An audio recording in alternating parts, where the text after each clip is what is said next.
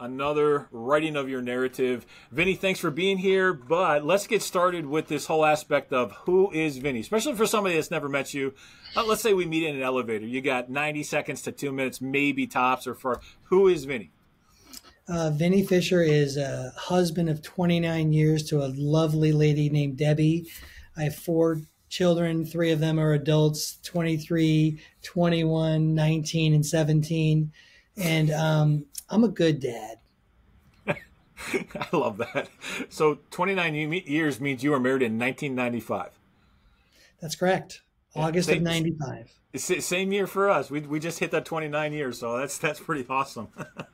That's pretty awesome. So let's jump into this because I know your story, a lot of it, but not all of it, and I'm actually kind of excited about this. And just for the sake of all of the journeys I know that you have taken, and you've shared some very intimate details as far as some of the mistakes that you've made, some of the challenges that you've walked through, and the beliefs that you kind of grew up under.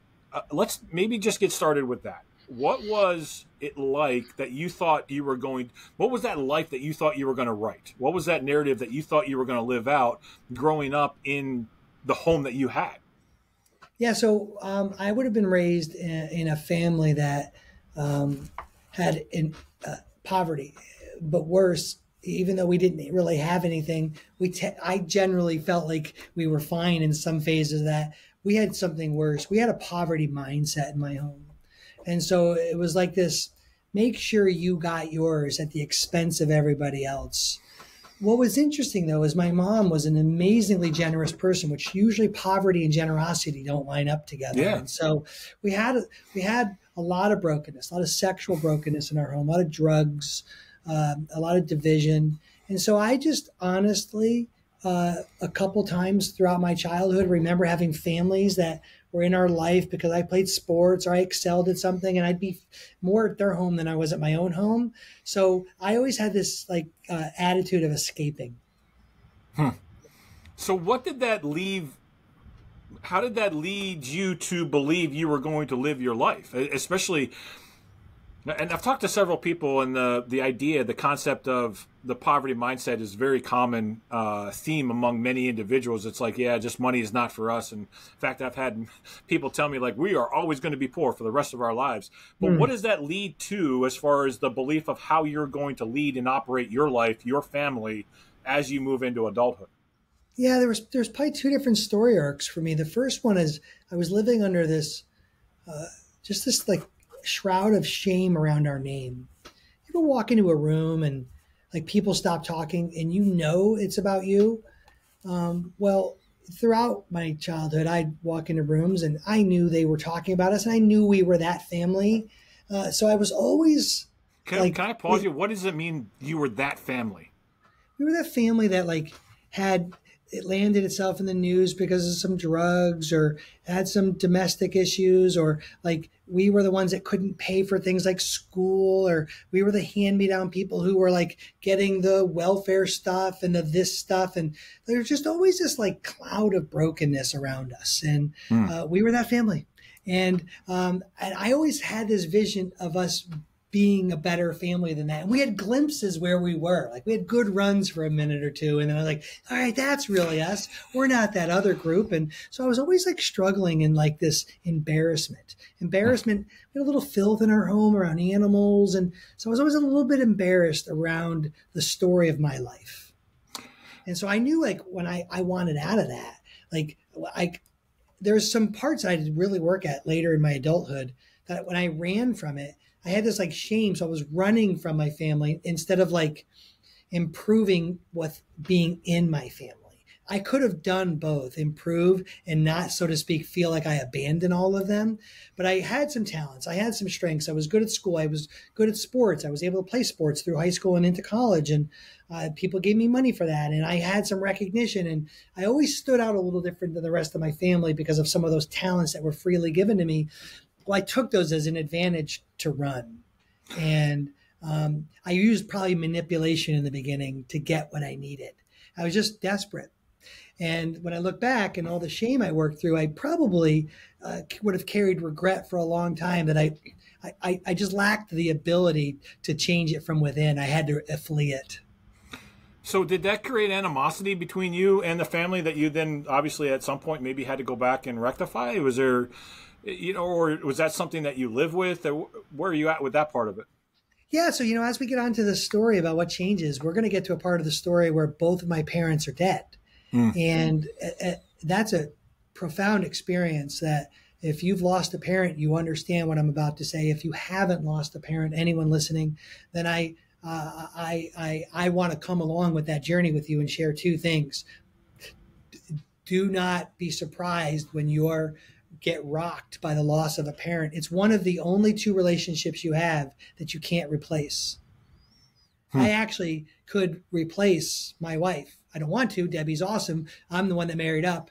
I could get more children. I would just have to marry someone or adopt and I actually, the other relationship I can't replace are siblings.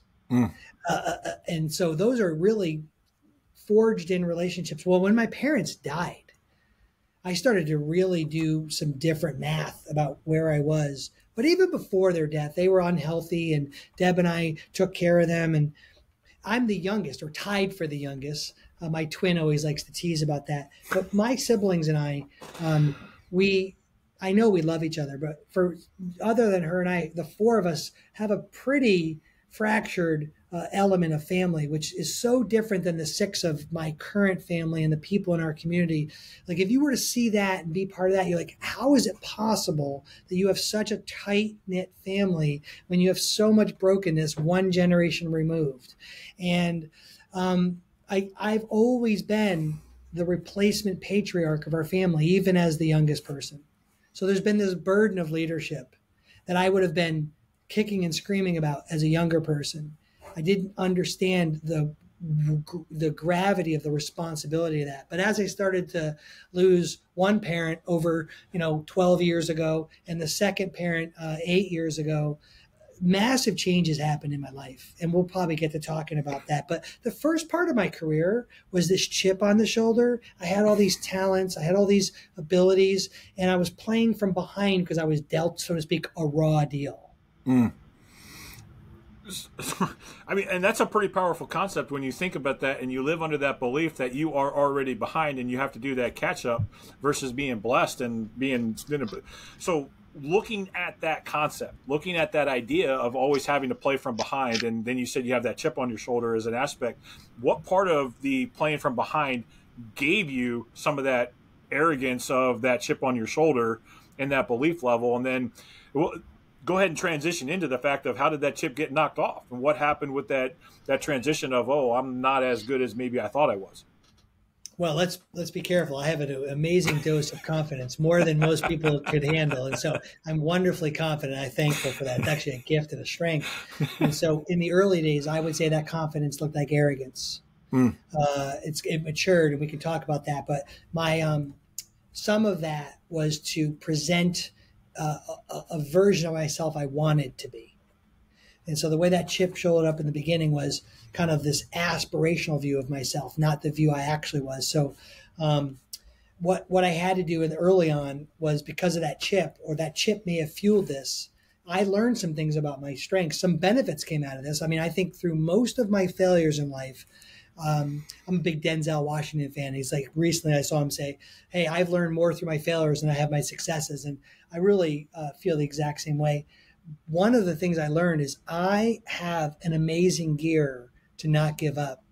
I learned that there's a lot of smarter people when I was in class, their ability to do certain things, or I noticed early on that my CPU spins pretty quickly. It may not retain much in there, and it might freeze from time to time, but it spins real fast. And so I had the gift of speaking quickly and solving problems real fast. But I took version 1 of that and was very manipulative and got what I needed. And so that was a survival technique. I just outworked everybody. And what I did is I just stuck around longer than the average person. And so maybe I was just not bright enough to realize I should have given up. So I didn't. And I endured a bunch of my own early adolescent mistakes. I endured some of my then what I would consider early adult lacking integrity decisions. And thank God the big change really happened with this beautiful woman named Debbie Steffi. She is now called Debbie Fisher, but she changed it all for me, man. Like, I know there's guys that give props to Jesus. I didn't know Jesus at this point. Jesus comes later in the story, but version one of what I believe is a faith event was the Lord placing Debbie in my life. And I all of a sudden saw a different version of myself. I saw somebody that what was pulling out of me was me wanting to act differently, maybe more in line with fulfilling the potential that I have to offer to others. And so I started playing, and you ever hear people play checkers or chess and now they or play checkers and now they're playing chess? Well, I watched that happen because not only is she hot, but she like was amazing to want, probably hot to me. I don't really care if she's hot to anybody else, but she really pulled out of me. Like, I just saw a much bigger story. And that's in my early 20s was a gigantic shift, like so big of a shift that I had went through an overhaul of friends as a result of it. That's a really interesting, the power of influence of one individual. Can you take us a little bit deeper into that? Was it a gentle influence? Was it a speaking into your life? Was it a coaching influence? Like, how did that actually materialize and then become part of your life to the point where you had such a gigantic shift from overhaul of friends and the habits and sounds like there's a whole different life that you started to lead. Yeah, I like this, I had these, just like my family growing up, I had these brief moments where there was excellence, like do well in school, and then I'd flatten my tire, like every tire on the 18 wheeler and flatten them all. And I'd do things like get kicked out of school. And then I would fight back and do it again and get some parts of it back, but then blow it all again by my friend getting caught with a bookie gambling in our home. And like all these crazy things, like there'd be a massive blow up. Well, at the end of one of those blowups, I lose my scholarship for soccer. I have an injury.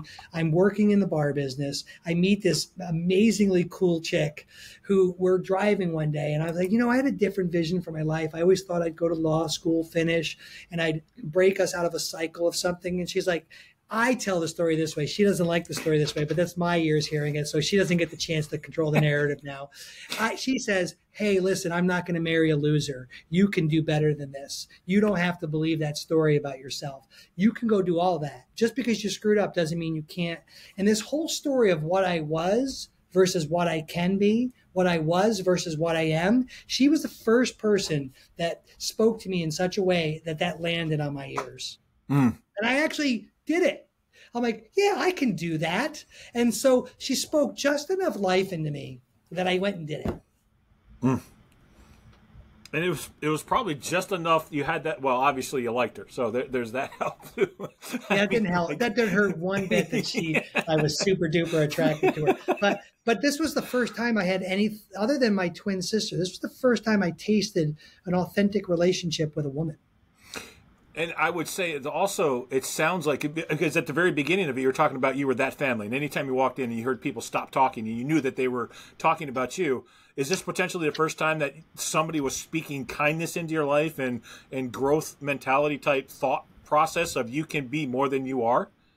So our family, we had a PhD in manipulation. We would tell you the story you wanted to hear, or excuse me, we thought you wanted to hear. And truth was never something in the way. So if we thought you needed to hear a more extravagant story, we'd tell that. So I was raised in this whole allure of lying.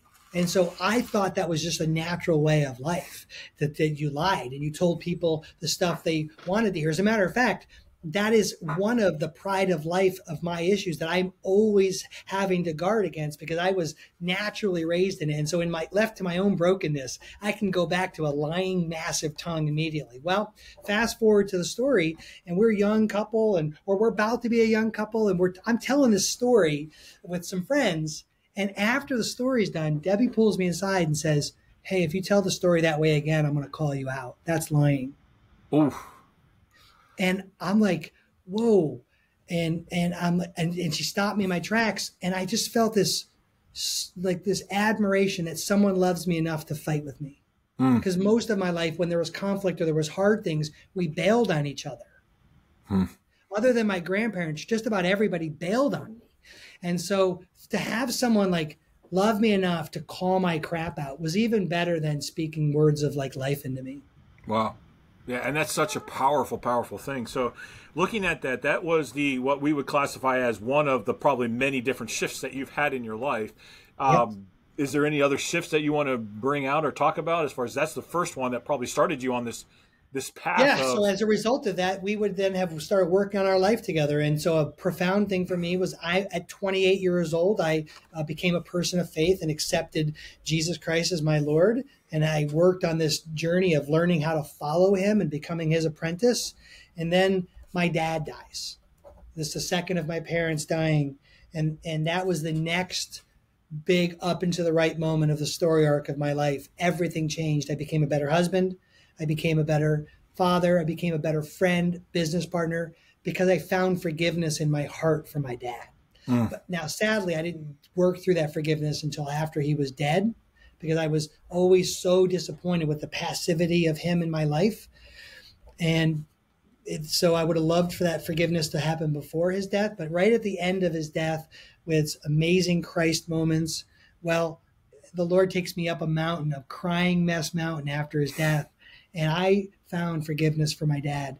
The best picture I can give you is like right now is like a glass of water, and think of the water like half full. I thought everyone's hearts that would be the full it could be. And then the rest of it was that makeup stuff. You tell people what they want to hear. You use nice words, not kind words, and you kind of fake it. Well, I thought that's how everyone acted. Well, when I forgave and found forgiveness for my dad and accepted all that, I had room in my heart. I started all the potential, the gifts I have for liking people and loving people, it just increased. Like if my children were on this show right now, they'd say, we know Dad 1.0 and we know Dad 2.0. And that shift with the forgiveness and the childhood wounds that went around my dad, which was way bigger than my mom, is probably the thing that's going to impact generations of our family.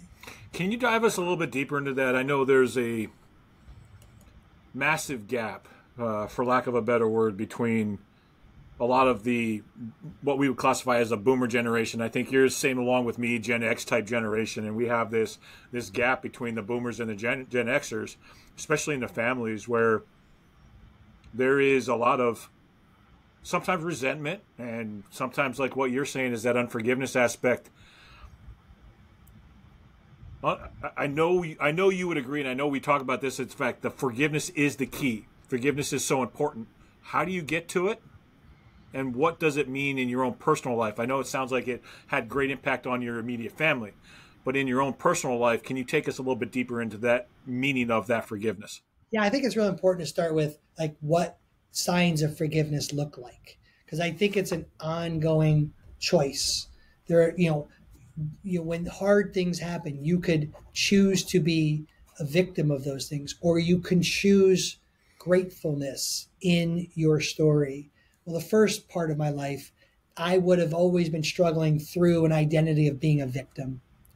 And thankfully, through the cleansing of my heart and just coming to know Christ and Debbie Fisher, aka Debbie Steffi, I started to see the reality of my own brokenness. Well, forgiveness starts to look like being able to tell your story without the anxiousness. So if I were to tell you this story a few years back, before forgiveness for my dad, I would have talked about his passivity with anger, as opposed to like, that's just our story. Or I would have had a chip on my shoulder about like I wouldn't say things like he did the best he could do. I would say things like he could have done better.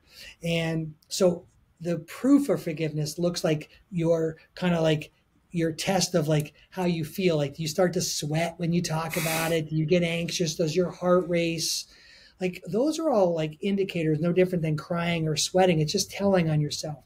Well, I started to notice, one, I had a legit forgiveness event, but I started to notice that my healing as it relates to talking about my dad changed entirely. And so what forgiveness looks like for me, since it's a one-sided event and he's dead, is a daily activity to choose it.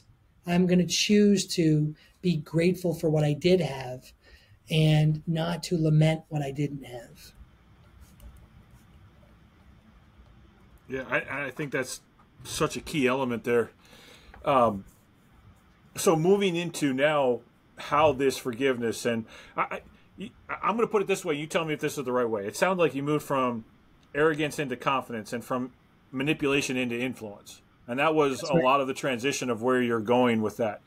How does the forgiveness, this whole change of somebody loving you, giving you confidence, speaking and calling you out, impact your life today? What are the habits, the actions, the things that you do to craft and write your story as you move forward? And I know that there's a lot that you do, so I'll let you choose the path upon which you go, whether it's family or business or wherever, but I'm sure it has deep impact on your actions today and all of the things that you do on a daily basis.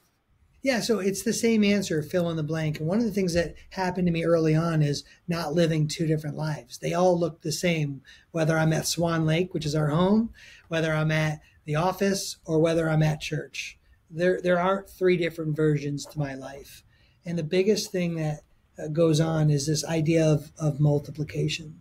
And so the best example recently I had of that was we recently celebrated Father's Day, and I got over the top wonderful letters from my children. Now, by the way, I want to set the stage. We're that family.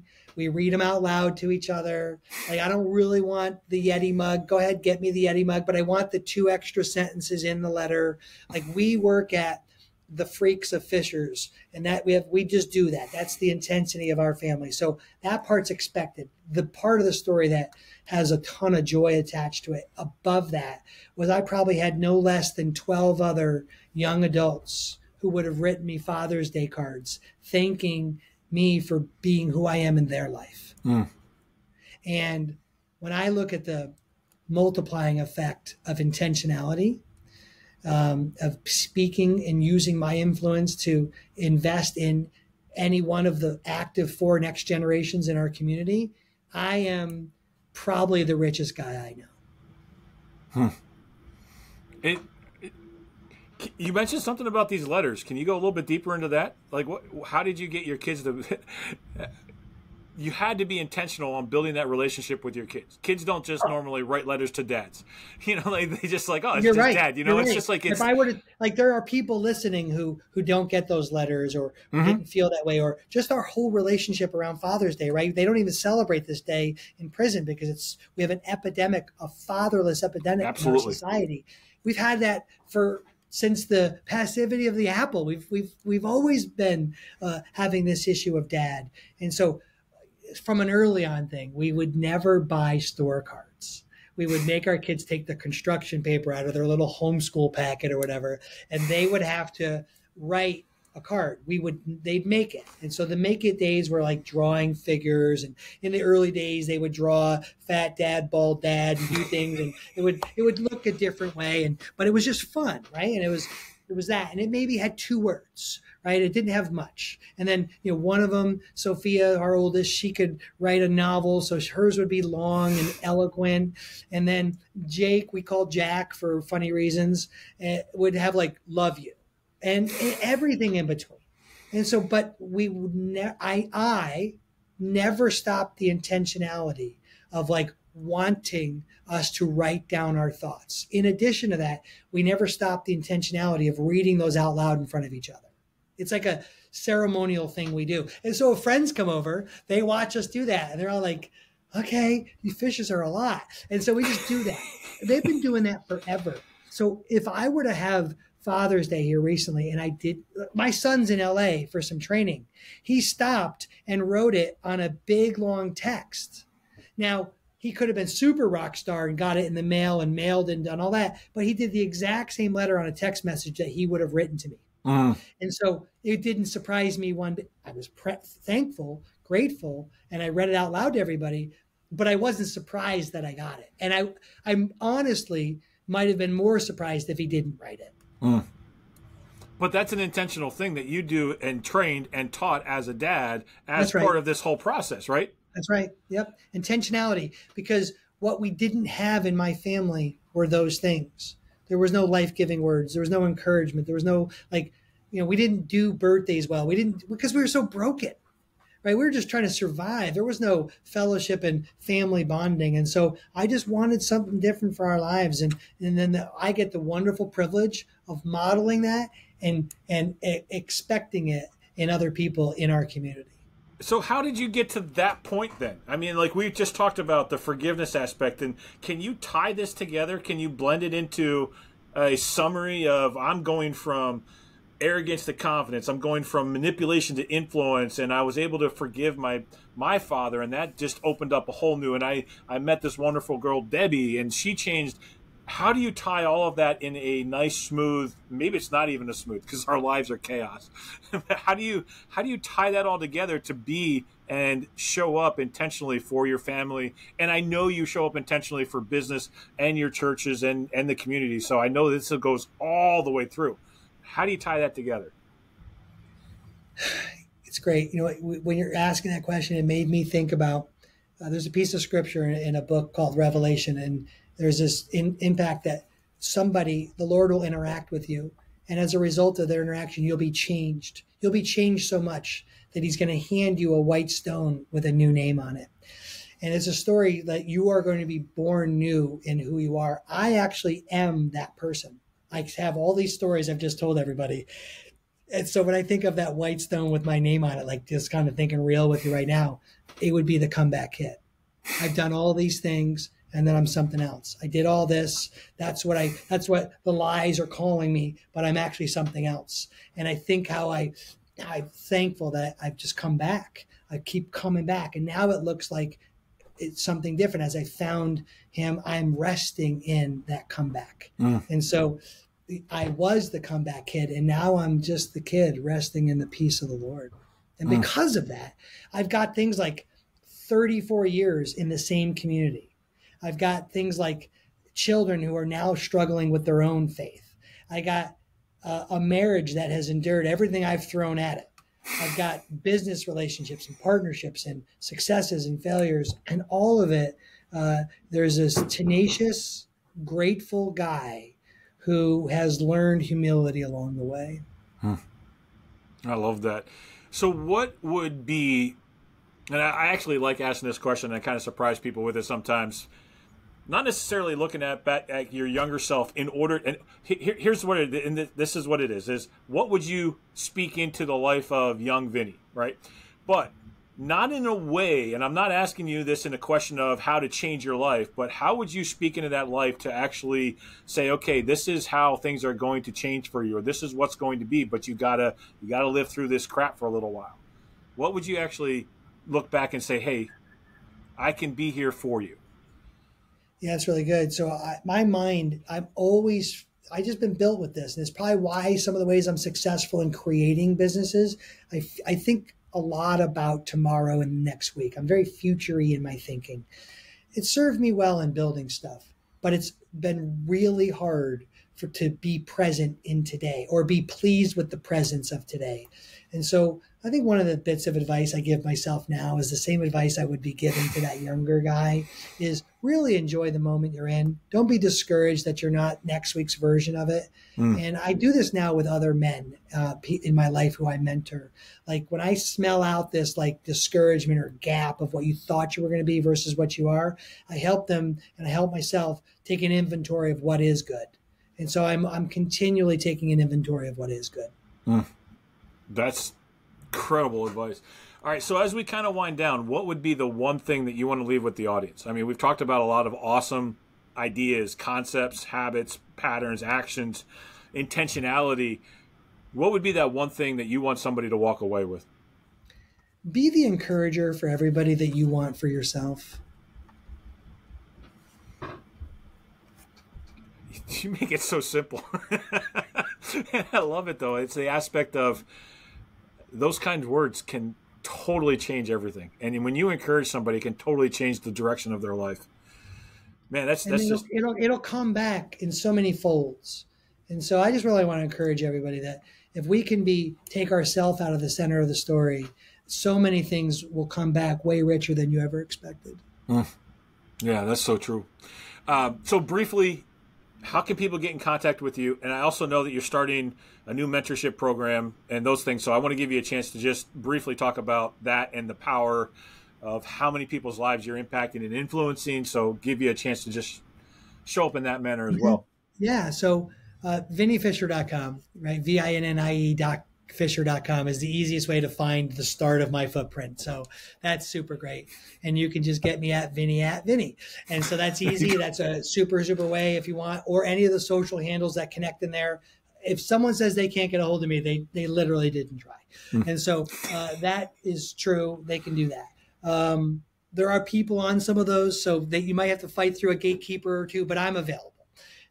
What we're doing is we have really taken our story arc of success and decided to focus on multiplication, legacy through multiplication. And so we've launched Beyond Your Shadow, and our flagship product that will be known and is starting now. It's called Mentor Academy, and it's to really battle the 45-plus-year-old who is struggling with this idea of checking out because society's done with them, and help him stay engaged and not let their talents and their treasures be gifted to leisure in the golf course, but reinvest in multiplication of the next generation. And I think we can make a generational impact if we can get to the hearts and minds of people who have a lot more to offer. Yeah, absolutely. Absolutely. So I want to thank you for being here. I want to thank you for taking the time, sharing. Again, I love having conversations with you. I mean, I swear I could speak to you every day, but I love it. I absolutely love it. And again, I appreciate it. So thank you so much for that. Hey, man, thanks for having me. I love what you're doing. I'm a big fan, so thank you.